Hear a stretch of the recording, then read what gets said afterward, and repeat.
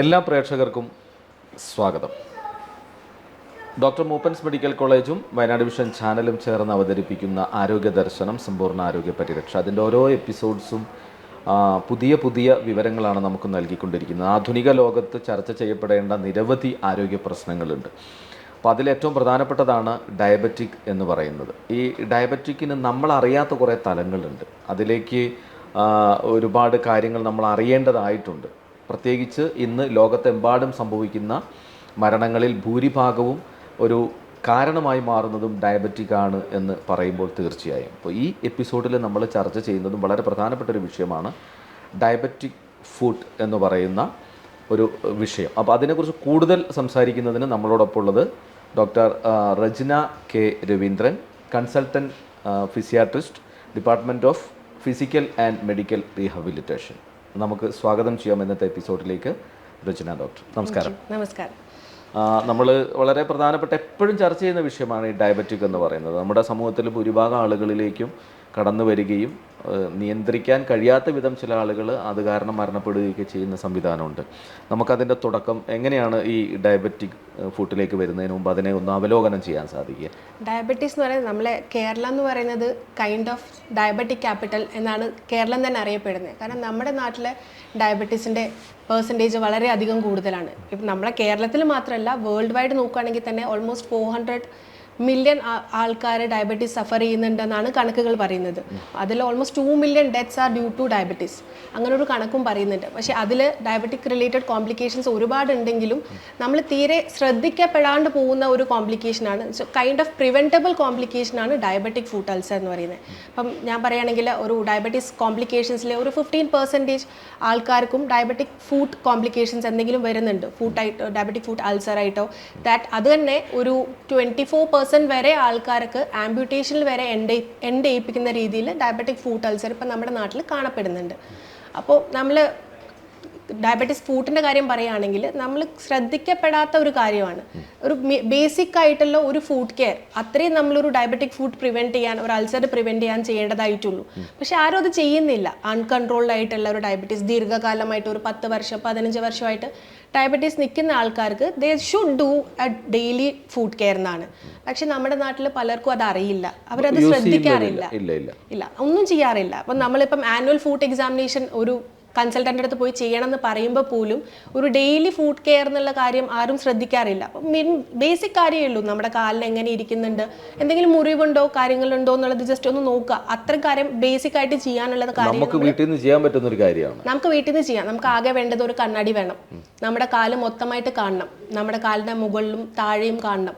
കാലിൻ്റെ വിരലുകൾക്ക് ഇടയിലുള്ള സ്പേസ് അതും ക്ലീൻ ചെയ്യണം. നമ്മൾ കെയർ പറയുമ്പോൾ നമ്മൾ പറയാം ഒരു ലൂക്ക് വാം വാട്ടറിൽ ബേസിക്സ് മിനിമൽ ഷാമ്പുവോ സോപ്പോ എന്തെങ്കിലും ഇട്ട് കാലൊന്ന് മുക്കി വെച്ച് ക്ലീൻ ചെയ്യുക.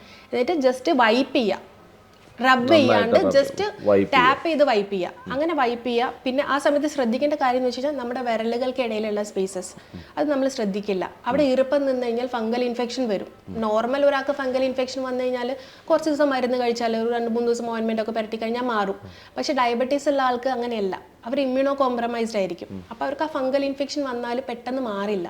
അപ്പം നമ്മളിപ്പോൾ ഫുഡ് കെയർ പറഞ്ഞു, കാല് കഴുകണം എന്ന് പറഞ്ഞു, കാല് കഴുകിയിട്ട് കാല് തുടച്ചില്ലെങ്കിൽ ആ ഈർപ്പം മതി അവിടെ ഒരു ഫംഗൽ ഇൻഫെക്ഷൻ നിൽക്കാൻ. അപ്പം ആ 2 വിരലുകൾക്കിടയിലുള്ള സ്പേസ് നമ്മളൊരു സോഫ്റ്റ് ആയിട്ടുള്ള കോട്ടൺ അല്ലെങ്കിൽ ഒരു ടവൽ എന്തെങ്കിലും വെച്ചിട്ട് മെല്ലെ വൈപ്പ് ചെയ്തിട്ട് അത് ഡ്രൈ ആക്കി വെക്കണം. അത് കഴിഞ്ഞിട്ട് നമ്മൾ കാലിലൊരു മോയ്സ്ചറൈസർ ഡെയിലി ഉറങ്ങുന്നതിന് മുമ്പായിട്ട് അപ്ലൈ ചെയ്യണം. പറ്റുമെങ്കിൽ ഒരു സോക്സ് ഇട്ട് ഉറങ്ങാം, നിർബന്ധമില്ല. ഇത് ജസ്റ്റ് ഒരു മോയ്സ്ചറൈസർ ക്രീം എന്തെങ്കിലും ആയിട്ട് അപ്ലൈ ചെയ്യാം. നോർമൽ ഒരു വാസലിൻ ജെല്ലി അപ്ലൈ ചെയ്താലും മതി. അപ്പം എന്തെങ്കിലും മോയ്സ്ചറൈസ് ചെയ്തിരിക്കണം. അതിൻ്റെ മെയിൻ റീസൺ എന്താണെന്ന് വെച്ച് കഴിഞ്ഞാൽ ഡയബറ്റീസ് പ്രോഗ്രസ് ചെയ്യുന്നതിനനുസരിച്ച് നമ്മൾ ഡയബറ്റിക് ന്യൂറോപ്പത്തി എന്ന് പറയും. അപ്പം നമ്മളെ നെർവസ് സിസ്റ്റത്തിന് എഫക്റ്റ് ചെയ്യും അത്. അപ്പം അങ്ങനെ വരുമ്പം നമുക്ക് മെയിൻ വരുന്നത് ഒരു സെൻസറി ഇമ്പയർമെൻ്റ് ആണ്. അപ്പം നമുക്ക് തൊട്ടാൽ അറിയില്ല, നമ്മുടെ വേദന സംവേദനം കാര്യങ്ങളൊന്നും നടക്കില്ല. അപ്പം നമുക്ക് എവിടെയെങ്കിലും പോയി നമ്മൾ കാല് മുട്ടിപ്പോയി, എവിടെയെങ്കിലും ഒന്ന് തട്ടി മുറിവുണ്ടായി ചെറുതായിട്ട്, അല്ലെങ്കിൽ ഒരു ആണി കാലിൽ തറച്ചു കയറി, അതൊന്നും ഡയബറ്റീസ് ന്യൂറോപ്പതിയിൽ എത്തിയ ഒരാൾക്ക് തിരിച്ചറിഞ്ഞോളണമെന്നില്ല. അപ്പം അതൊക്കെ അവിടെ ഉണ്ടാവും. രാവിലെ പുറത്തിറങ്ങി രാത്രി തിരിച്ചു വരുമ്പോൾ ചിലപ്പം എവിടെയെങ്കിലും തട്ടിയിട്ട് കാല് മുറിഞ്ഞിട്ടുണ്ടാവും, അല്ലെങ്കിൽ ഒരു ആണിയോ മുള്ളോ കുപ്പിച്ചില്ലോ എന്തെങ്കിലും കാല് കയറി ഇരിക്കുന്നുണ്ടാവും. ഇതവർ അറിഞ്ഞോളണമെന്നില്ല. പക്ഷെ നമ്മളൊരു ഡെയിലി ഫുഡ് എക്സാമിനേഷൻ ചെയ്യുകയാണെങ്കിൽ അത് നമ്മൾ കാണും.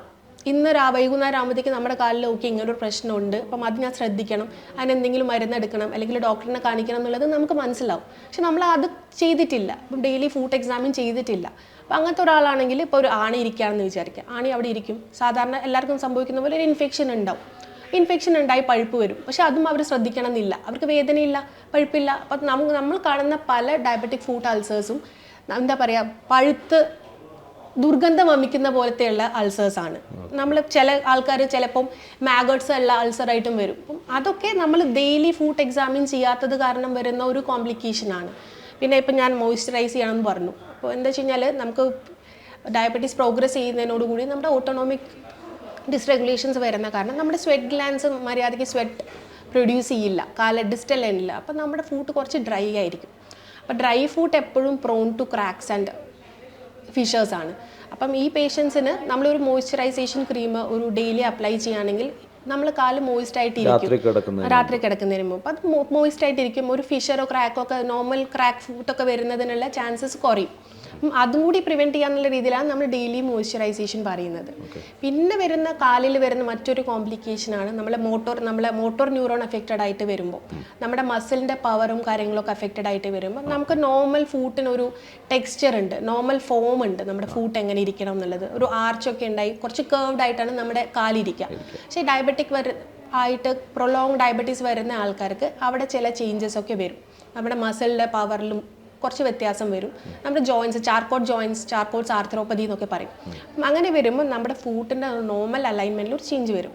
കേർവ്ഡ് ആയിട്ടിരിക്കേണ്ട നമ്മുടെ ആർച്ചുള്ള ഫൂട്ട് ആർച്ച് പോയിട്ട് ഒരു ഫ്ലാറ്റ് ഫൂട്ടായി മാറും. അപ്പം അങ്ങനെയൊക്കെ വരുമ്പം അത് നമ്മൾ ശ്രദ്ധിക്കേണ്ടിയിരിക്കുന്നു.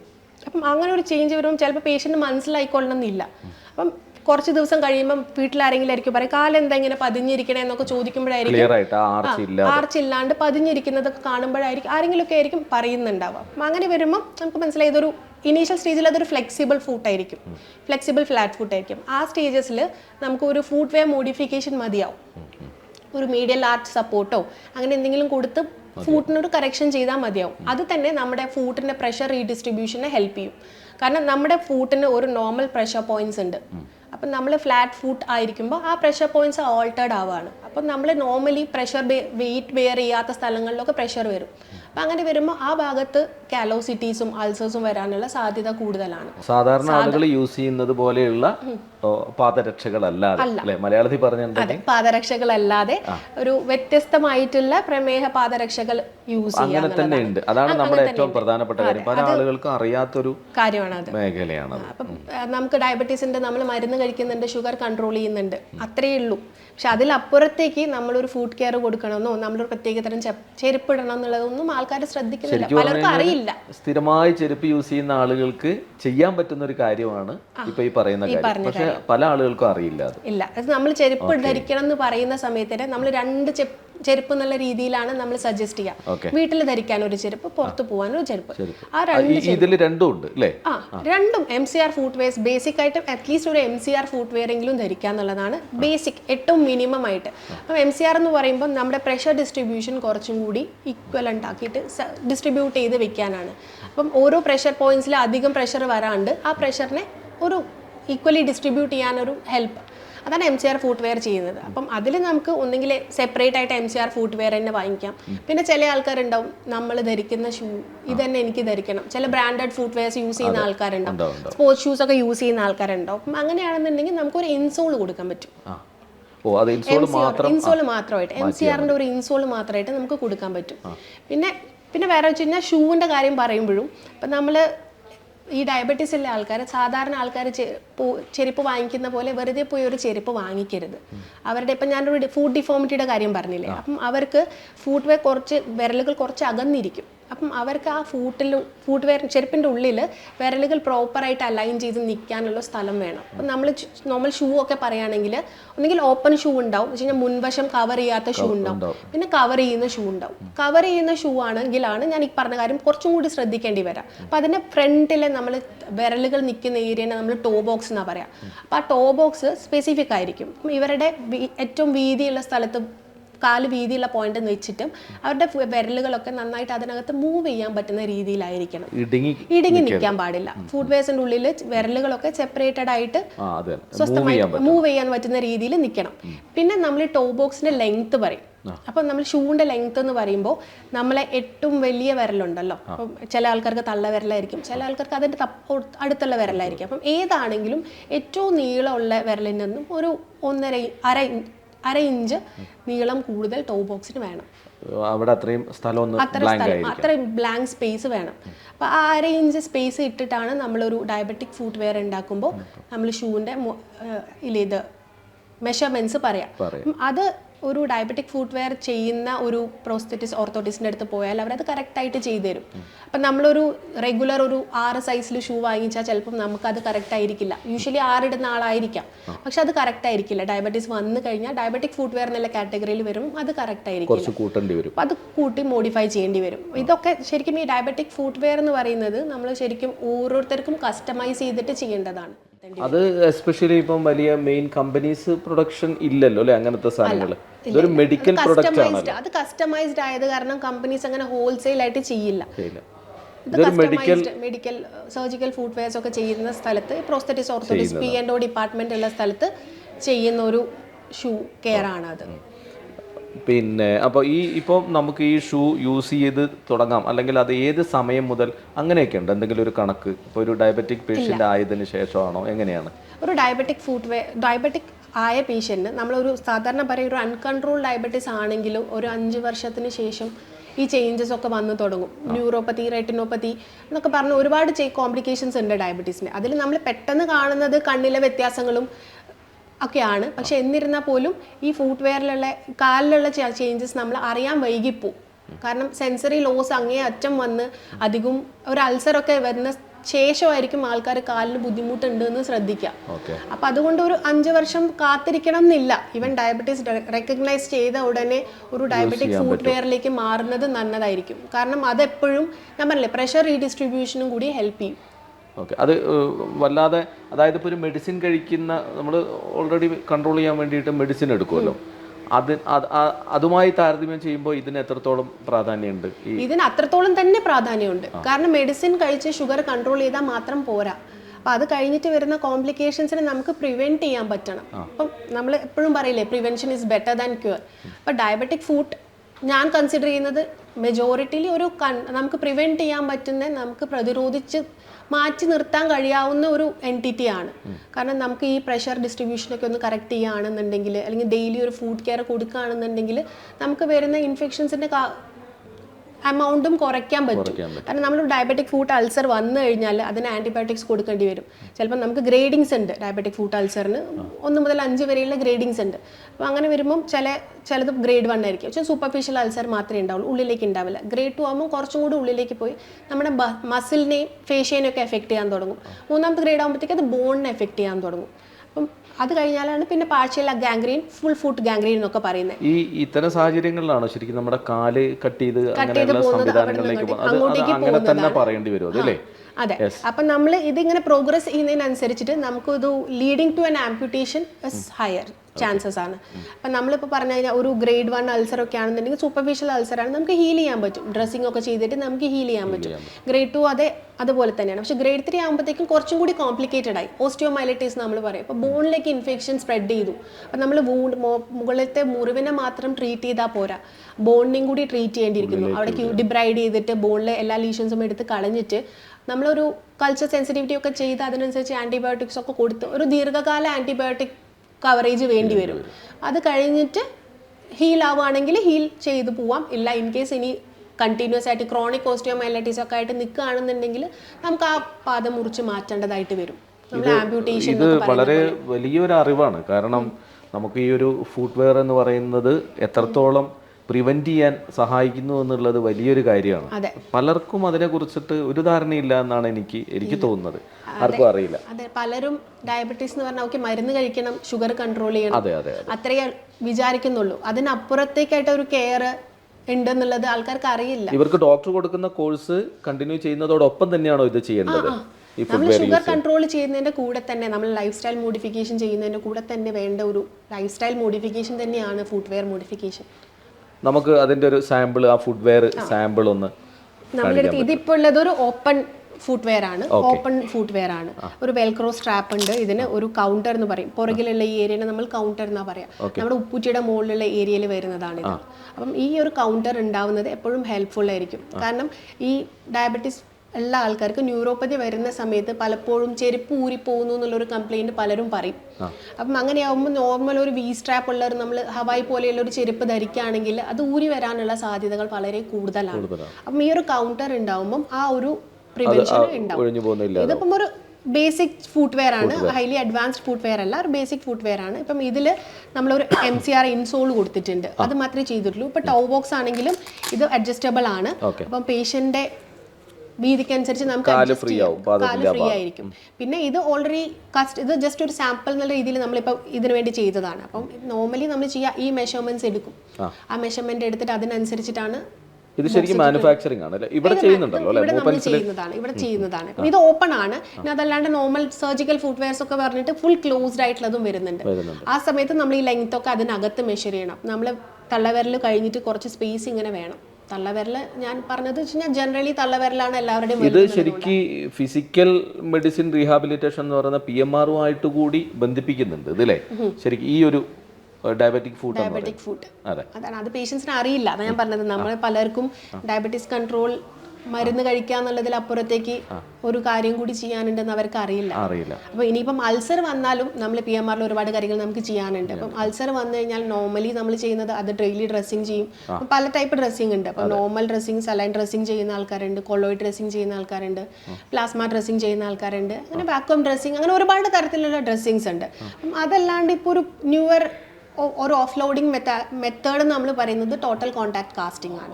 Total contact casting under PMR നമ്മൾ ചെയ്യുന്നുണ്ട്. അപ്പം മൊത്തം ഒരു കാസ്റ്റ് ഒരാഴ്ചത്തോളം നിൽക്കുന്ന ഒരു കാസ്റ്റ് ഇട്ടിട്ട് പേഷ്യൻറ്റ് വിൽ ബി വാക്കിംഗ്. അത് നമ്മൾ വീണ്ടും വീക്ക്ലി വെച്ചിട്ട് റിവ്യൂ ചെയ്യും. ഒരു 3-4 വീക്സ് ഒക്കെ നമ്മൾ ചെയ്യുമ്പോഴത്തേക്കും അൾസറിൻ്റെ സൈസും ഡെപ്തും ഒക്കെ കുറയും. പിന്നെ നമ്മൾ ചെയ്യുന്ന വേറൊരു ഓഫ് ലോഡിങ് മെത്തേഡ് എന്ന് പറയുന്നത്, ഓഫ് ലോഡിംഗ് എന്ന് വെച്ച് കഴിഞ്ഞാൽ നമ്മുടെ പ്രഷർ അൾസർ ആണ്. ഡയബറ്റിക് അൾസർ ഒരു കൈൻഡ് ഓഫ് പ്രഷർ അൾസർ ആണ്. എവിടെയാണോ കൂടുതൽ പ്രഷർ വരുന്നത് ആ പ്രഷർ വരുന്ന ഏരിയയിൽ മുറിവായിട്ട് വരുന്നതാണ് കോമൺ ആയിട്ട് കണ്ടുവരുന്നത്. പിന്നെ വരുന്നത് ട്രിവിയൽ ട്രോമ കാരണം എവിടെയെങ്കിലും തട്ടിയിട്ട് വരുന്ന മുറിവുകളാണ്. അപ്പം അങ്ങനെ വരുന്ന മുറിവുകളിൽ നമ്മളിപ്പോൾ ഒരു ചെയ്യാൻ പറ്റുന്ന കാര്യം വെച്ച് കഴിഞ്ഞാൽ ആ പ്രഷർ വിടാണ്ടിരിക്കാം, ശ്രദ്ധിക്കാം. അപ്പോൾ അതിനുവേണ്ടി ഓഫ് ലോഡിങ്ങിന് ഒന്ന് ഞാൻ TCC പറഞ്ഞു. പിന്നെ അതല്ലാണ്ട് നമ്മൾ ആ കാലിൽ വെയിറ്റ് കൊടുക്കാണ്ടിരിക്കാൻ വേണ്ടി നമ്മൾ കുറച്ച് ഗേറ്റ് ട്രെയിനിങ്സ് കൊടുക്കും. ഏതായാലും വളരെ പ്രധാനപ്പെട്ട ഒരു പോയിന്റാണ് ഇപ്പോൾ പറഞ്ഞിട്ടുള്ളത്. ഇപ്പോൾ ഒരു ഡയബറ്റിക് പേഷ്യൻ്റ്, ഒരു പ്രമേഹ രോഗി വരുമ്പോൾ അവർക്ക് കൊടുക്കുന്ന മെഡിസിനോടൊപ്പം തന്നെ ഇപ്പം ശരിക്കും ഇത് ഡോക്ടേഴ്സ് കൺസൾട്ടിങ്ങിൽ ഇത് പറഞ്ഞു കൊടുക്കുന്നുണ്ടോ ഈ ഒരു ഡയബറ്റിക് ഫുഡിനെ കുറിച്ച്? നമ്മുടെ അടുത്ത് വരുന്ന എല്ലാ ഡയബറ്റിക് പേഷ്യൻസിൻ്റെ അടുത്ത് നമ്മൾ പറയുന്നുണ്ട്. കാരണം നമ്മൾ ഒരു ലൈഫ് സ്റ്റൈൽ മോഡിഫിക്കേഷനും കൂടി സജസ്റ്റ് ചെയ്യുമല്ലോ മെഡിസിൻ്റെ കൂടെ തന്നെ. അപ്പം അതിൻ്റെ കൂടെ തന്നെ നമ്മളൊരു ഫുഡ്വെയർ മോഡിഫിക്കേഷനും കൂടി നമ്മുടെ സൈഡിൽ നമ്മൾ സജസ്റ്റ് ചെയ്യാറുണ്ട്. കാരണം എപ്പോഴും നമുക്കത് പ്രിവെന്റ് ചെയ്യാവുന്ന ഒരു കാര്യമാണ്. ഒരു ആംപ്യൂട്ടേഷൻ നമുക്ക് എപ്പോഴും പ്രിവെന്റ് ചെയ്യേണ്ടത് ആണ്. ഇത് ഈ ഒരു ചപ്പൽ യൂസ് ചെയ്യുകയാണെങ്കിൽ തന്നെ, ചെരുപ്പ് യൂസ് ചെയ്യുകയാണെങ്കിൽ അല്ലെങ്കിൽ ഷൂ യൂസ് ചെയ്യുകയാണെങ്കിൽ അതിനൊരു ടൈം ഉണ്ടോ? നമ്മൾ സാധാരണ ചെരുപ്പ് യൂസ് ചെയ്യുന്ന പോലെ തേഞ്ഞു പോകുമ്പോൾ മാറ്റാം അല്ലേ? ഇത് ഹീല് പോകുമ്പോൾ മാറ്റുന്ന സംഭവങ്ങൾ അല്ല, അത് സ്ഥിരമായിട്ട് ജീവിതത്തിൽ ഉടനീളം അത് യൂസ് ചെയ്താൽ മതി അല്ലേ? അങ്ങനെയാണ്. അപ്പം ഇതിപ്പം ബേസിക് മോഡൽസ് ആണ്. നമുക്ക് ഓരോരുത്തർക്ക് സ്വന്തം ഇഷ്ടപ്രകാരം നമുക്ക് വേണമെങ്കിൽ കസ്റ്റമൈസ് ചെയ്യാം, മോഡൽസ് ചെയ്യാൻ പറ്റും. അതിൽ യൂസ് ചെയ്യുന്ന ഒരു മെഡിക്കൽ മെത്തേഡാണ് ശരിക്കും ഈ ഫുഡ് അല്ലേ? അവരുടെ ഇഷ്ടപ്രകാരം ചെയ്യാം. പക്ഷെ അതിൽ ഇൻഹീൽ ചെയ്യുന്ന സാധനം കാര്യങ്ങളൊക്കെ ചെയ്യേണ്ട കാര്യങ്ങളുണ്ട്. ഇപ്പം ഇവിടെ തന്നെ നോക്കുകയാണെങ്കിൽ നിങ്ങൾക്ക് കാണാം, നമ്മുടെ നോർമൽ ചെരുപ്പിനെ പോലെയല്ല ഇവിടുത്തെ ഇൻസൈഡ് മെറ്റീരിയൽ. ഇത് സോഫ്റ്റ് ആണ്, എക്സ്ട്രാ സോഫ്റ്റ് ആണ്. കാരണം ഇഞ്ചുറി ഉണ്ടാവാൻ പാടില്ല. ഡ്രൈ സ്കിൻ ആയത് കാരണം നമ്മൾ റഫ്ലി ചെരുപ്പ് ഇട്ട് കഴിഞ്ഞാൽ അത് ഒരഞ്ഞിട്ട് അവിടെ ഒരു അബ്രേഷൻ പോലെ വരാം. ആ അബ്രേഷൻ മതി ഒരു അൾസർ, നോൺ ഹീലിംഗ് അൾസർ ആയിട്ട് വരാൻ. കാരണം ഇവർക്ക് നമ്മൾ വേറൊരു പ്രശ്നം എന്ന് പറയുന്നത് വാസ്കുലോപ്പതിയാണ്. വെച്ച് കഴിഞ്ഞാൽ നമ്മുടെ രക്തചംക്രമണം കുറവായിരിക്കും, നോർമൽ ഉള്ള അത്രയും ഉണ്ടാവില്ല. പെരിഫറൽ വാസ്കുലർ ഡിസീസ് ഒരു കോംപ്ലിക്കേഷൻ ആയിട്ട് വരുന്നതാണ് ഡയബറ്റീസിൻ്റെ. അപ്പം അങ്ങനെ വരുമ്പോൾ നോർമലി നമുക്കൊരു മുറിവ് വന്നു കഴിഞ്ഞാൽ അവിടുത്തെ രക്തോട്ടം കൂടി ഒരു നീർവീക്കൊക്കെ വന്നിട്ട് നീർക്കെട്ടൊക്കെ വന്ന് അവിടെ പെട്ടെന്ന് ഹീലാവും. നമ്മുടെ മാക്രോഫേജസ്, ഫൈബ്രോബ്ലാസ്റ്റ് എന്നൊക്കെ പറയുന്ന കുറേ നമ്മുടെ ഇമ്മ്യൂൺ സെൽസ് ഉണ്ട്, അവർ വന്നിട്ട് ഹീലിംഗ് ചെയ്യും. പക്ഷെ നമ്മുടെ ബ്ലഡ് സർക്കുലേഷൻ കുറവാകുമ്പം ഈ സെൽസ് വരുന്നതും ആ ഹീലിംഗ് മെക്കാനിസം ഇമ്പയർഡ് ആവും. അപ്പം അത് ഡയബറ്റീസിലുള്ള ഒരു കോംപ്ലിക്കേഷനാണ്.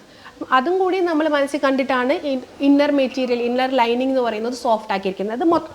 ഇത് മൊത്തം ഫുട്വെയറിൽ മൊത്തം ഇതൊക്കെ സോഫ്റ്റ് ലൈൻഡാണ്. ഇത് കാരണം ഒരു ഇഞ്ചുറി ഉണ്ടാവാൻ പാടില്ല. പിന്നെ വേറൊരു കാര്യം, നമ്മൾ ഫുട്വെയർ പറയുമ്പോൾ ഇപ്പം ക്ലോസ്ഡ് ഷൂസ് ആണെന്നുണ്ടെങ്കിൽ നമ്മൾ പറയുന്ന മറ്റൊരു കാര്യം എന്ന് വെച്ച് കഴിഞ്ഞാൽ കാൽ എക്സാമിൻ ചെയ്യുന്ന പോലെ തന്നെ ചെരുപ്പ് എക്സാമിൻ ചെയ്യണം. എല്ലാ ദിവസവും രാവിലെ ചെരുപ്പ് ഇടുന്നതിന് മുമ്പേ അതേമാതിരി ആദ്യം കൈയിടുക, എന്നിട്ട് കാലിടുക. അപ്പോൾ ആദ്യം ചെരുപ്പിനുള്ളിൽ കൈയിട്ടിട്ട് നോക്കുക എന്തെങ്കിലും ഇഞ്ചുറീസ് സാധനങ്ങൾ എന്തെങ്കിലും ഉണ്ടോ. ചിലപ്പം എന്തെങ്കിലും മണൽത്തരിയോ ചെറിയൊരു കല്ലിൻ്റെ കഷ്ണമോ അതൊക്കെ മതി. ഡയബറ്റിക് പേഷ്യൻറ്റ് അതൊക്കെ മതി. ഒരു ഇഞ്ചുറി ഉണ്ടായി അതൊരു അൾസറിലെത്താൻ അത് മതി. അപ്പം അങ്ങനത്തെ കാര്യങ്ങളൊന്നും ഇല്ല എന്നുള്ളത് നമ്മൾ കൺഫേം ചെയ്യണം. ഉള്ളിൽ ഇങ്ങനത്തെ എന്തെങ്കിലും മെറ്റീരിയൽസ് ഉണ്ടോ എന്ന് ആദ്യം നമ്മൾ കൈയിട്ട് ചെക്ക് ചെയ്ത ശേഷം മാത്രമേ കാലിടാൻ പാടുള്ളൂ എന്നാണ്. ഒരു സോക്സും കൂടി ഇടുന്നുണ്ടെങ്കിൽ നല്ലതായിരിക്കും. ഏതായാലും ഡയബറ്റീസ് എന്ന് പറയുന്ന അസുഖവുമായി ബന്ധപ്പെട്ട് വളരെ പ്രധാനപ്പെട്ട ഒരു വിവരമാണ് നമുക്ക് ലഭ്യമാകുന്നത്. കാരണം അതൊരു ഡയബറ്റിക് ഫൂട്ട് ഉണ്ട് എന്നുള്ളതാണ്. നമ്മുടെ കാലിൽ നമ്മൾ ഉപയോഗിക്കുന്ന ചപ്പൽ, ചെരുപ്പ് അല്ലെങ്കിൽ ഷൂ, അത് ഒരു പേഷ്യൻറ്റിന്, പ്രമേഹ രോഗിക്ക് കൃത്യമായി അളവിലും അതിന് വേണ്ട രീതിയിൽ അവർക്ക് പ്രൊട്ടക്റ്റ് ചെയ്യാൻ കഴിയുന്ന തരത്തിൽ നമുക്കൊരു ഫുട്വെയർ, ഒരു ചപ്പൽ, പാദരക്ഷ ഉണ്ടാക്കാൻ കഴിയും. അത് പ്രത്യേകമായി ഡോക്ടേഴ്സ് പറയുന്ന ഒരു സംഭവമാണ്. അപ്പോൾ അവരുടെ കൺസൾട്ടേഷന് ശേഷം അത് ഏത് രീതിയിൽ എങ്ങനെ യൂസ് ചെയ്യണം, അതിനൊരുപാട് കാര്യങ്ങൾ മനസ്സിലാക്കേണ്ടതുണ്ട്. വലിയ ഒരു വിവരമാണ് നമുക്കിതുമായി ബന്ധപ്പെട്ട് ഡോക്ടർ രചന കെ രവീന്ദ്രൻ നൽകിയത്. ഏതായാലും ഇന്നത്തെ ഈ എപ്പിസോഡിൽ കുറഞ്ഞ വിവരങ്ങൾ പങ്കുവയ്ക്കാൻ സാധിച്ചു എന്ന് വിചാരിക്കുന്നു. പ്രമേഹ രോഗികളുണ്ടെങ്കിൽ ഒരു കൺസൾട്ടേഷന് എത്തിയതിന് ശേഷം ഈ ഒരു PMR-മായി കൂടി ബന്ധപ്പെട്ടുകൊണ്ടാണ് ഈ രോഗാവസ്ഥ കിടക്കുന്നത്, അല്ലെങ്കിൽ അതുകൂടി ബന്ധിപ്പിക്കേണ്ടതുണ്ട് എന്ന് നമുക്ക് മനസ്സിലാവുന്നുണ്ട്. അപ്പോൾ ഈ ഒരു കൺസൾട്ടേഷന് ശേഷം ഈ കാര്യങ്ങൾ കൂടുതൽ അറിയാൻ സാധിക്കും. ഈ ഒരു എപ്പിസോഡ് എല്ലാ പ്രേക്ഷകർക്കും കൂടുതൽ ഈ വിഭാഗവുമായി ബന്ധപ്പെട്ട കാര്യങ്ങളുടെ അറിവ് സമ്മാനിച്ചു എന്ന് വിചാരിക്കുന്നു. പങ്കെടുത്ത ഡോക്ടർക്ക് ഒരുപാട് നമസ്കാരം. അടുത്ത എപ്പിസോഡിൽ നമ്മൾ മറ്റൊരു വിഷയവുമായി കാണാം. എല്ലാവർക്കും നന്ദി, നമസ്കാരം.